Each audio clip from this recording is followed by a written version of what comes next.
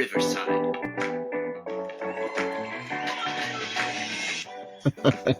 Good morning, Mr. White. Good morning, Mrs. Angel. How are you today? It's so good to be back. It's good to see feels you. like it's been a long time since I've been able to talk to you. It has been a while. It's But we're fabulous to back. be here. We are. It We're is. back for, I think it's season 8, and delighted Season to be 8. here. Yes. So we have a very, very special guest with us today, and I'd love to introduce the crowd to Mr. Bruce J. Wasser, coming all the way from the US to be with us today. How you doing, Bruce? Just fine. Delighted to be here. Great to have you here. We are going to share your phenomenal story. I'm going to tell you a little bit about Bruce now. So the primary schools that he attended were Magnolia Elementary in Seattle. He also went to Catherine Blaine Junior High School, also in Seattle, and Albert Einstein Junior High School in San Diego.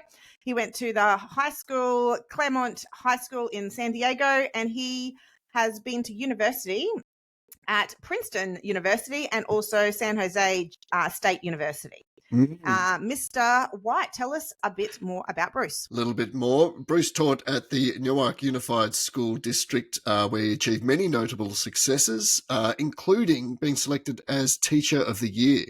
With dedicated colleagues, he developed an award-winning curriculum called the Programs of Conscience units, which involve students in examining past events that involved injustice, prejudice, or racism. It's great to have you on board, Bruce. Thank you for coming on. Very happy to be here. Hey, there's a clap. Sorry, Bruce. Sometimes the crowd gets super, super excited when we have very special guests. The Aussies, they're a very excitable bunch. Excitable bunch. So tell us, Bruce, who is the teacher who positively impacted your life? Well, it's an interesting question because it's not just one, but many teachers. I grew up in a home that revered education. And I grew up in a culture, mid-20th century United States, where education was sensed to be the avenue to a better life. I was a diligent student, a caring student, and I was lucky to fall under the influence of all people, my high school basketball coach, who exerted a profound influence on me. I was an awful basketball player, terrible. And during my first year in high school, the only game my father saw me play was an ordeal for me. He was hunched in the stands in the final stages of terminal cancer. He would die 6 weeks after that game. After the ball game, he was engaged in a very serious conversation with the varsity coach.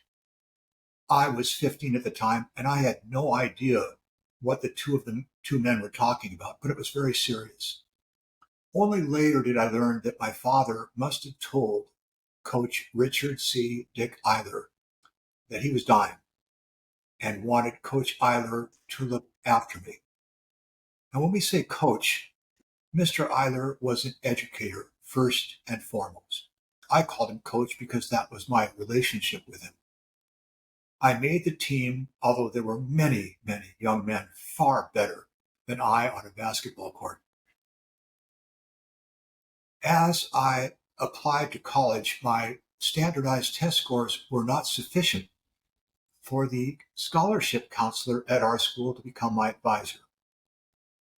Coach Eiler, who was the senior class advisor for all the kids not smart enough to be under the wing of the scholarship counselor, became my counselor. And I realized that I think it was Coach Eiler's letter to Princeton that caused me to gain admission. Eiler's influence lasted well beyond high school. By the time I was a senior at Princeton, I had made claim for conscientious objection against the Vietnam War. It was an unpopular war in the United States, probably globally, and many young men were turning against the war. I turned against the war in a fashion that was suited to my conscience. I couldn't fight. Well, my draft board insisted that I have letters testifying to my sincerity. Of course, most of the letters were written by my college friends, most of whom agreed with me. I asked Coach Eiler after a wrenching conversation I had with him in West Point, the home of the United States Military Academy, where the two of us went at each other gently but firmly. I asked him if he would consider being against the war, and he told me he was profoundly disappointed in me for not be willing to serve in the country, its army. I asked Coach Eiler to write a letter of recommendation for me to the draft board. And so this wonderful man, this fine teacher, a teacher who maintained a relationship with me for over 7 years, wrote a pivotal letter, I believe, that gained me the status of conscientious objection. Eiler got me into Princeton and made me a CO. So he was an extraordinarily influential teacher. In college, I had the good fortune of studying under a brilliant professor named Martin Duberman. Martin was beloved by the student body at Princeton. He was a radical professor, a radical in his own lifestyle, a playwright. He didn't live near campus. He lived in New York. And Martin's radical pedagogy showed me that it's important for teachers to take risks, for teachers to understand deeply their own core values, and to try to instill those values directly into the lives of their students. I adored Martin, I still do. He helped me become the Mr. Wasser who was so beloved by my students during a 33-year career in Newark. There was not a day where I taught in Newark where I didn't think of Martin, where I didn't think of the principles of his pedagogy, of his trust in his students, of his abiding love and commitment to them. So those were just two of a number of teachers and professors who had a great influence on me. Wow, what a story! Your basketball coach helping you to get into Princeton, and then, which I'm sure he would have happily have written you that letter to support you there, but also to support you in something that he didn't as deeply believe in or was significantly opposed to.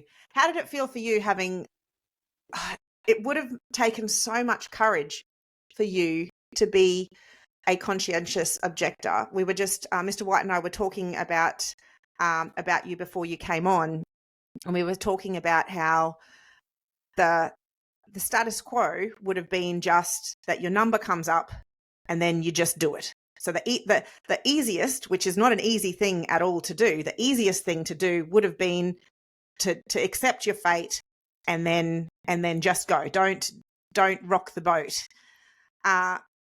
So can you talk us through how you came to that decision? Was there a moment at any stage where you thought, I have to do this? And what was that internal struggle for you to help you to come up with that decision and kind of take us back to the time you were 20, I believe, when this all happened? Yes. You flatter me by saying I was courageous. I don't consider myself as that. I grew up in a time where there was real courage. Your listeners may be too young to remember the American Civil Rights Movement, but there were nonviolent protests of people who risked their lives for principles of voting, for principles of equal justice. Those were the really courageous people. They really inspired me. I became a conscientious objector not really out of any profound political or philosophical motivations. Rather, as I wrote in my book 90, from a broken heart. My father died in 1965, and like many young men and women who lose a parental figure, we look for others. We look for surrogates. And I found one. Of course, Coach Eiler was a surrogate father to me. But I also had pretend surrogate parents. and two of them were Dr. Martin Luther King and Senator Robert Kennedy. Both men were assassinated within a 6-week period in the awful spring of 1968. I was 19 years old at the time. After Robert Kennedy's assassination, the next day I went to the draft board and made application to be a conscientious objector. I simply could not abide any more violence. The violence of cancer that had ripped my father from me, the political violence of assassination that had slain Robert Kennedy and Dr. King. But I was the last thing from courageous. I kept my student deferment, which meant that while I continued to be a student, I was not subject to the draft. There were thousands and thousands of American men who didn't come from circumstances that privileged them to go to college, who had to make that decision. So by the time the fall or December of 1969 occurred, by that time I was 20 years old. The United States had a military draft with a lottery. I received a low number, the number 90, and I knew that would mean that after I graduated, I would be drafted.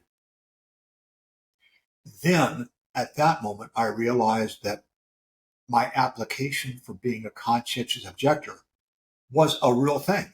I would have to prove the sincerity of my beliefs, and I really didn't have any confidence in that at all. I was from San Diego, a military town, a very conservative military town. I was not a religious conscientious objector. And I had reconciled myself to the fact that I would probably end up in jail. I never would have done what thousands of young men did, and that would be flee the country to some other welcoming nation. And nor would I ever use the expediency of trying to use my position or my mom's influence to have a doctor write a false excuse that would exempt me from what I had to do. And so I made application, and I think largely due to Eiler's letter, I was granted conscientious objector status in the summer of 1971. Right. And so CO status allows you to do what? Do you serve from home, or is there some other way that you are expected to assist with the effort? Or That's a fine question. Conscientious objectors must do the same service as a man who would be drafted. That means a 2-year stint in some nonprofit organization that would deal with the national welfare.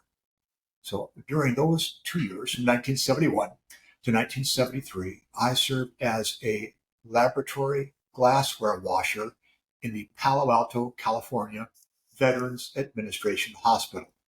And that's what I did for 2 years. Right. So when you were at Princeton, what was it that you were studying at Princeton?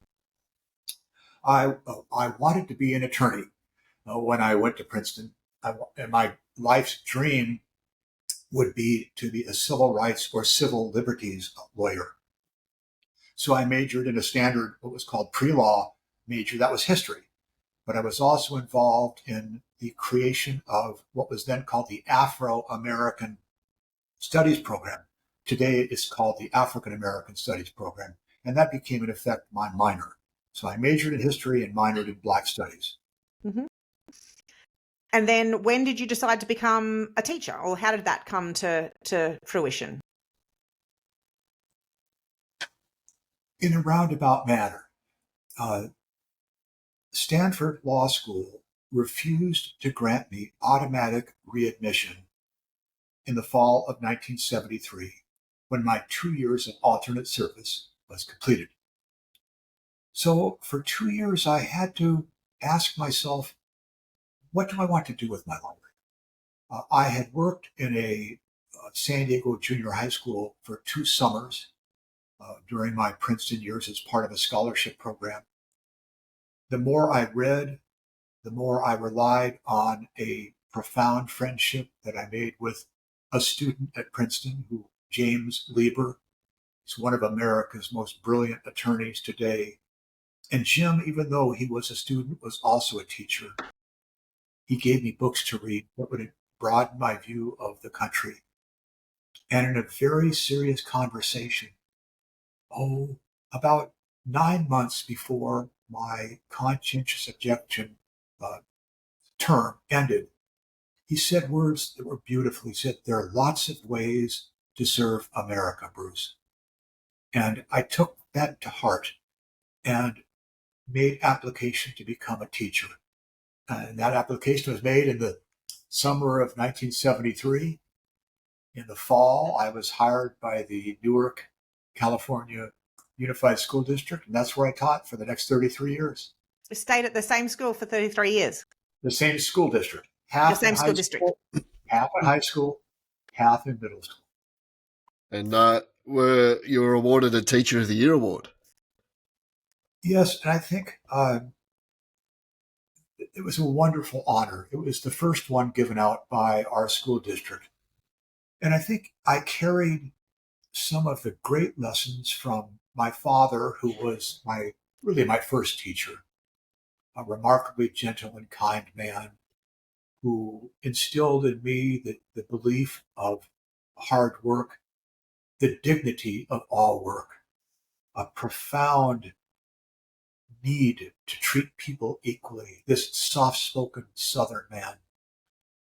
From Coach Eiler, I took the very important observation that a teacher serves, whether he or she knows it or wants it, a parental position in the classroom. We are very much involved and meshed in the lives of our students. They look up to us. They need us for guidance. When I started teaching, I could have been the older brother of some of my kids. When I stopped teaching, I could have been a grandpa. But I never stopped loving them the way I know Coach Eiler tried to love me. From Martin Duberman, I took the lesson that students are central to the learning experience, and that above all else, teachers have an obligation, I think, to love their students. It may sound like a strange verb, but I think it's an important one. We must commit ourselves completely and entirely to them. I would tell my students back in those days, I would give out my phone number, which was just unheard of. Just unheard of back then. That aren't you worried that kids are going to call you all the time? And it's, well, I can always hang up. But I wouldn't. They wouldn't. They would be very respectful of privacy. But I would tell Martin made me understand that if you elect to go into the profession of teaching, it's not a job you do for a finite period of time. Yeah. A doctor never ceases being a doctor. A rabbi or a minister or a priest never stops that role. I told my students, I am your teacher now. I am your teacher every moment of every day, and I will be your teacher the rest of your life. We have a sacred and profound relationship that we have to grow. And I would start every class with what I would call a secular prayer. It may sound strange, but I would do the same thing to every class every day. I'd stand by the door. I would shake every kid's hand coming in my classroom. I'd shake their hand when they're leaving the classroom. And I would start by saying that we live in a nation that prizes public education. Our doors are open to everyone. All of you will be treated with dignity and respect and love every day. That's what public education means. It was very funny because on the days that I was sick, the kids would ask the substitute if they could start the class like I start the class. They knew exactly how to imitate me. They knew they would pretend to be me. They'd shake hands with somebody, then they'd give the opening uh, salutation and benediction. I always made sure that my students knew that they were involved in an extremely important endeavor, and that's education. It's hard, it would be hard for them to switch off if they yes if you start with a lesson like that hey, this is important, what we're doing here is important, we're doing it together, and reminding them of that at the start of every lesson. It's hard for a kid to put their head down and fall asleep at that stage. You're really cueing them into how important this next period, next hour is that we're about to spend together. Of assuming kids understand that. Yeah. For many students, sadly, school is a grim place. It's not a happy place. Maybe they'd rather be elsewhere. And to begin a class with our basic founding principles is not a waste of time. Mm. It may seem to be. Let's say you only have 45 minutes or 50 minutes in your assignment, and you're wasting 2 minutes with that. It's not a waste. Mm. It's never a waste to tell a student that he or she is precious, important. It's never a waste to say, here's what we're doing today. It's going to be a tough day. It's going to be a challenging day. But these are all principles that I think would allow what I think administrators would call the culture of a classroom. Mm-hmm. And that leads to the culture of the school. Mm. I always have been, ever since I was a kid, I believed in what we call in the United States school spirit. I'm not sure what the phrase would be in Australia, so you'll have to forgive me for that. But I would invariably wear the colors of our school on sports days. I was always involved in clubs and activities and the ongoing life of the school. And the kids would see me not just as a teacher, but as part of the fabric of the school. And I think the more teachers make themselves part of the fabric of the school, the more kids want to graft onto them. So true. So true. Completely agree.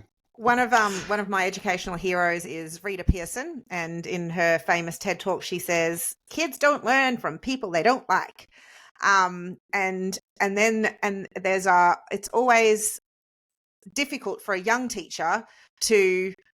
Well, sometimes it's not always difficult, but sometimes young teachers don't know how do I make the kids like me then? And they can get that a bit confused, and then they can sometimes get the relationship wrong. But I always say that the best way for kids for them to like you is to, if you show each and every one of them that you like them and you love them. I use the term, I love my students very regularly. So it's really heartwarming to hear you say that. They're so important to me. So if they know that they are so important to you, then it's not that they're not complex human beings. If they know that you love them, they're going to like you, because they can't avoid that. Then all they want to know is that you care about them. And then if they know that you care about them, then straight away you've created this environment where learning can potentially happen. I think it's important for young teachers especially to understand that if a child acts up or acts out in a way that may be disrespectful or harmful or just not nice, don't take it personally. Mm. It's the words may say one thing, but they're really speaking from a different language. I found that very important. Try not to personalize things. And if your teachers can afford to, allow themselves to be teased or made fun of. My students were merciless in teasing me about the way I dressed. Just brutal. Just teased me. But that was fine. Or kids who I like most teachers, they have favorite sports teams. And when my favorite sports teams lost, not won, lost, oh, those kids would come in and let me know. You're the star. Now, when my team won, I wouldn't say anything. That's not fun. You don't need to make this. They want your team to lose. And when I served as the public address announcer for our team's high school team's basketball, and I would announce scores at halftime.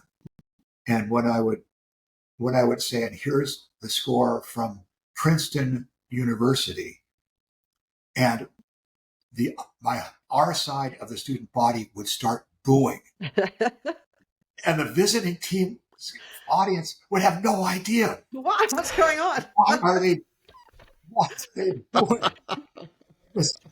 It was hilarious. And then if I announced the score and Princeton lost, then you get a loud cheer. So if you can afford to have them make fun of you, they will, and rejoice in it. They're caring about you. They're showing they love you. Yeah, absolutely. That's absolutely right. At my school, Bruce, half of the population of my school have autism. So the truth is pretty brutal at my school. I've had kids come and tell me my eyebrows look funny, my how old I'm looking today. It's like, thanks for the feedback, kiddo. I appreciate it. You look good though, which is wonderful. It's great to see you. Honestly, the thick skin is real. It can be humbling. So humbling. So humbling. Once on my birthday, I was wearing a sash that said it's my birthday, and one of the kids came up and and said, "How old are you?" And I made the mistake of saying, "How old do you think I am?" And he gave me a good look up and down, and then another one, and he goes, "Oh, well, my mum's 35, so I reckon that you're." Gave me another up and down. He goes, "I think you're 78." Oh. Thank you. Close. A couple of years off, but yes. Brutal. Just parents' age, not try mine. Exactly. We've created a culture there of honesty and fearless statement of what you actually believe and say. I love that. Bruce, you've been talking a lot about the connection with students and that being more important. We haven't even spoken about curriculum or anything that, what we're teaching. It's more about the broader idea of connection. It seems to me what you're saying. Can you tell us a bit about programs of conscience? Sure. I would like to say, I don't want to be cavalier about this. I found that on a little half of an index card, I wrote down why I'm teaching. And I kept that card in my wallet. And if I were having a tough day, and all of us do, I oftentimes would take that card out and read why I'm teaching. Why did I involve myself in that? It's good to be grounded in bedrock principles. The programs of conscience, thank you for asking about that, were developed by a group of teachers in our high school that deviated from the standard teaching of a history curriculum. It's almost as if we would push a pause button on what we're supposed to teach and say, we're going to spend the next 2 weeks, 10 days in class, on a topic that's going to be difficult to face.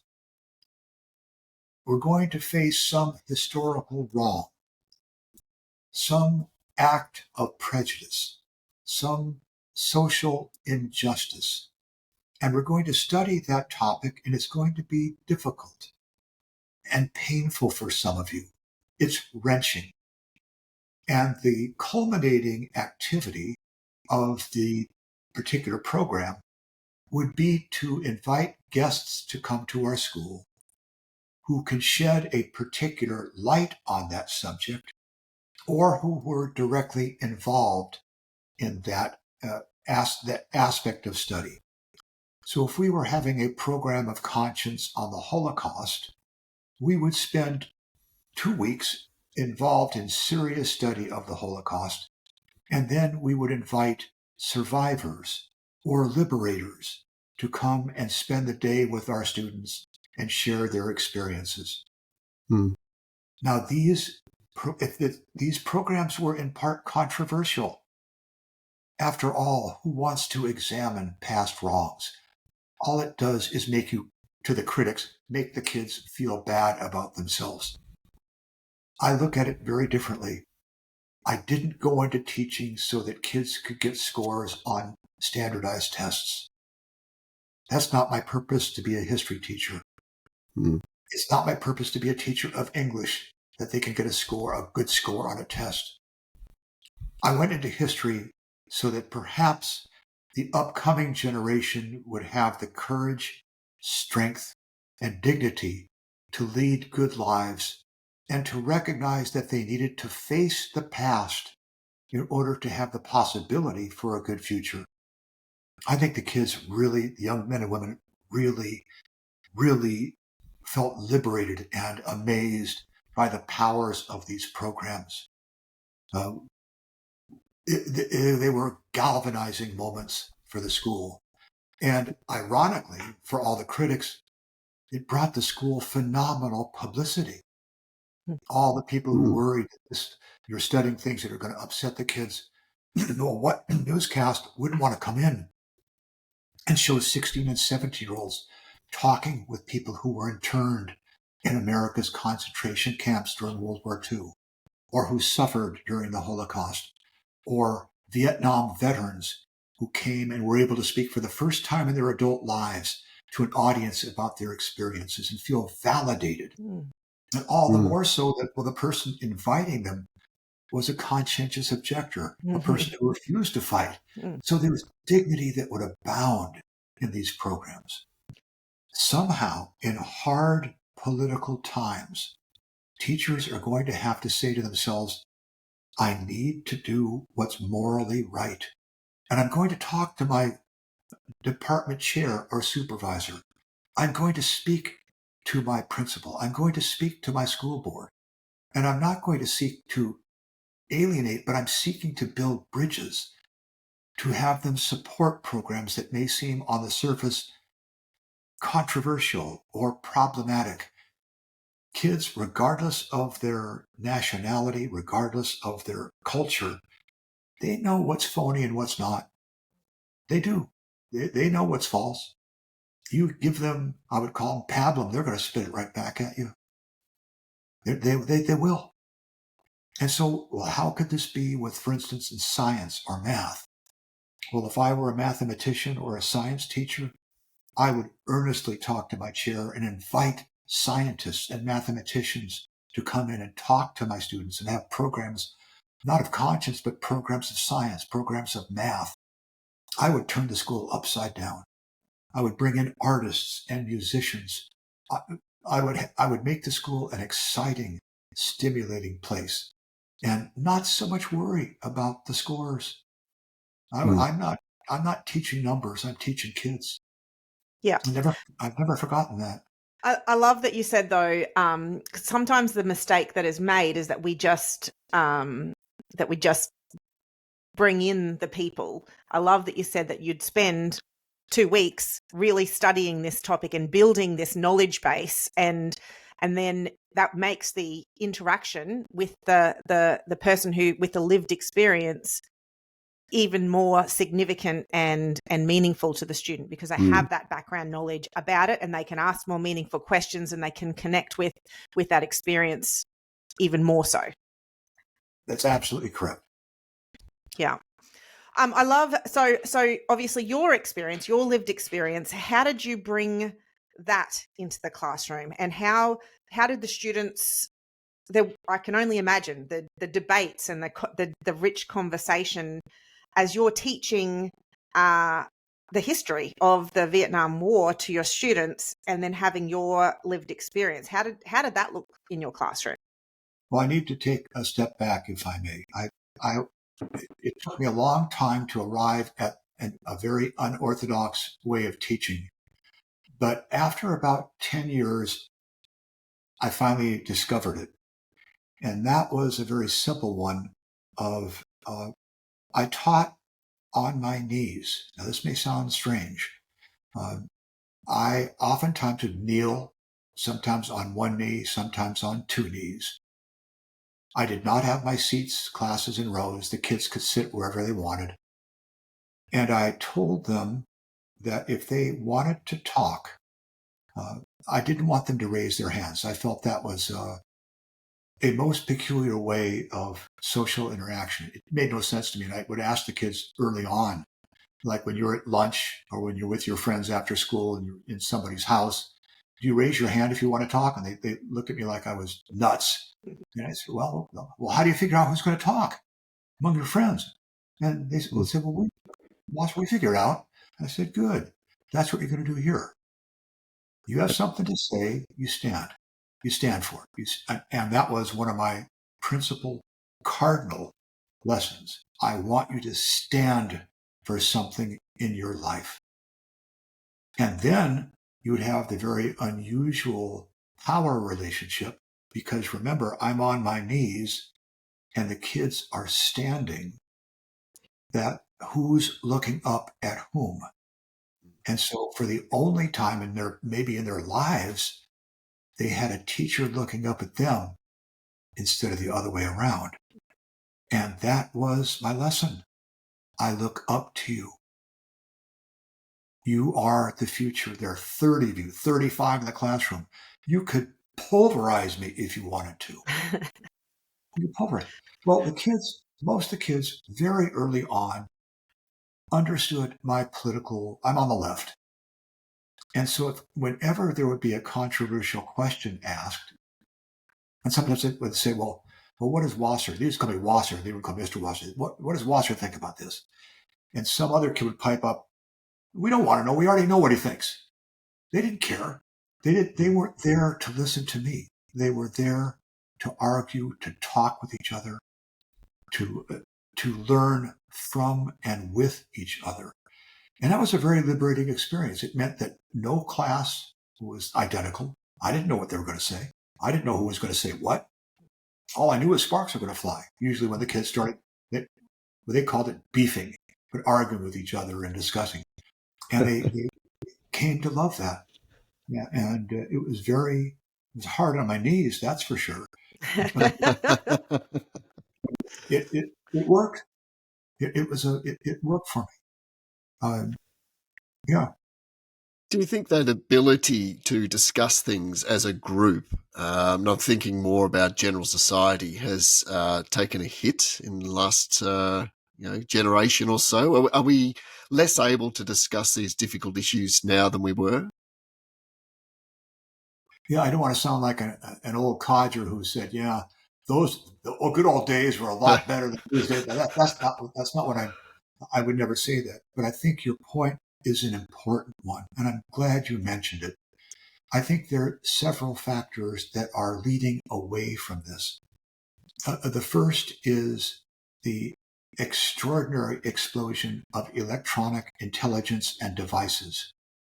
The social media, cell phones, computers, all of which sometimes make life better, I think have a harmful effect on our ability to talk one-to-one with each other.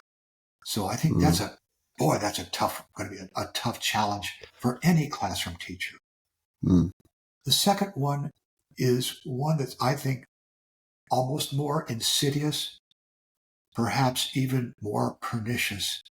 And that is, we in the United States have an absolute degradation of political dialogue. We have a president who uses profanity liberally without any filters. How in the world could a classroom teacher enjoin a student from using profanity or bad language when he or she could say, well, Donald Trump says it? We have a political degradation of language. He is cataclysmic in how we look upon people who have different political views. Awful. I would tell my kids in class, and I would always, a few times I would get off my knees, is I would always stand next to the man or woman who had a minority, who was in the minority. My physical presence, sometimes I'd whisper in his or her ear, don't give up, be strong, face the hurricane, you've got good roots. But remember that these are your friends. They'll always be your friends. They're going to be your friends when you walk out of this classroom. I know it's hard. We're going to have real hard discussions in here. But these are your pals. We're all, at our school, our nickname were the Cougars. We're all Cougars. We're all friends. We're all part of the same family. And we need to learn to talk to each other hard as a family, but lovingly. And the kids got that. When they would go at each other hammer and tong, they would really go at each other. But they were loving and they were friendly. They'd walk out and sometimes they'd put their arms around each other's shoulders. You know, the ones that would cry, kids would come around them and they'd support them, they'd nurture them. So I think the onset of truncated conversations that can be encapsulated in a text electronically, the absolute panic we have about social exposure on social media, and a degradation of political dialogue typified by the current president of the United States makes this kind of classroom really, really tough to achieve. I hope I answered the questions to your satisfaction there. Sure. Definitely. It is. Absolutely. It's a good point. It's teaching the students how to disagree respectfully, but also I think it's teaching them that they can shift their viewpoint as well, because everybody seemingly now wants to dig their heels in and they've got their opinion. That's what learning is, isn't it? It's shifting it's perspective. actually listening to somebody else's perspective and that willingness to shift your own perspective because you've learned something new. I have an interesting comment to make about that. In my class, which was very free-flowing, I can recall one young man standing up in April making a comment. And a young woman stood up and she said, but in October, you said this. Kids remember, they could care less what I say. That goes in one ear and out the other. We're teachers. They're not going to remember. But some 17-year-old talking to another 17-year-old, they remember forever. Yeah. And so that young man had to say, well, yes, but I've changed. Yeah. I've changed. I'm not the same guy I was back in October 6 months ago. And it's so powerful, though, that for him to actually say those words as well, yes, that I have shifted my perspective, that awareness that I've shifted my perspective, and that's okay, and that feels good. I think that's a powerful thing as well. I can say this. If he's heterosexual and some woman looks across the room and says, I remember what you said in October, he's going to feel pretty good about himself. Wow. Yeah, she was listening to me. The heck with what we're doing in class. This is a good day for me. Absolutely. So true. It's so true. Oh, Bruce, you are a fascinating man. And how privileged those kids to be in your class for those 33 years. And is there some of them, I'm assuming that you played a big part in some of them have ended up as well. Do you still have connections with some of the students that were in your classes over the years? What a very kind question. I now live in Northern Illinois with my wife, the author, Fern Schumer Chapman. And remember, I taught in California, so that's some 2,000 miles away. But I am connected on social media. One young woman, a very dear former student, came to our wedding. I was at her wedding. And a year and a half ago, my beloved mother-in-law passed away. And unannounced, this wonderful student flew from San Francisco to Chicago to attend a memorial service for her. So I'm still very close to my former students, some of whom have gone on to just wonderful, illustrious careers. Others more invisible and quiet. They become great mothers and fathers in their own right, outstanding community members. So I've been very much enriched by them. Yeah. And your mentors did say to you that you can make a difference in the world in other ways, and sounds like that is very much what you've done. Can you tell us a little bit about your book that came out last year, just so that our listeners might want to get themselves a copy of 90? The book is called 90, which was my unlucky or perhaps unfortunate draft number. It is a story. It's a story that touches any number of levels that might be of interest to your listening audience. First, it's about a man grappling with conscience and trying to stand up against the country he had always loved. It is an exploration of the impact of death on a young person's life, and that was me, and the impact of my father dying. It's an exploration about how students interact with teachers and what profound influence teachers have on the lives of their students. And these teachers don't have to be necessarily in the classroom. Readers of 90 will learn that I had a phenomenal relationship with the chef in my eating facility at Princeton, an African-American man named Cleve, who taught me a great deal about life. He was my teacher as well.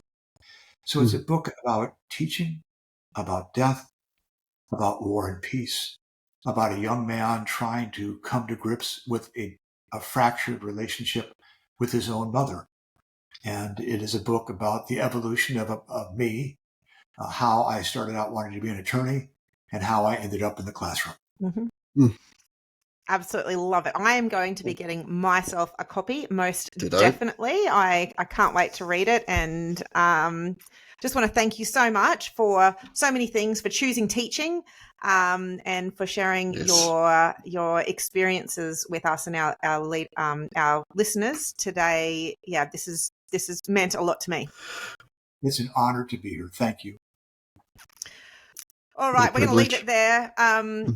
Mr. White, I think we've nailed the start of this season, that's for sure. We're off to a flyer, no question. Absolutely, off to a flyer. I feel very good about my profession right now, so and can't wait to share this one far and wide. And so thank you so much for joining us, Mr. Wasser, and Mr. White. I'm going to see you next week as well. Indeed, I look forward to it. Thank you very much, Bruce. Great to have you on. See you later, Shaz. Bye. Bye.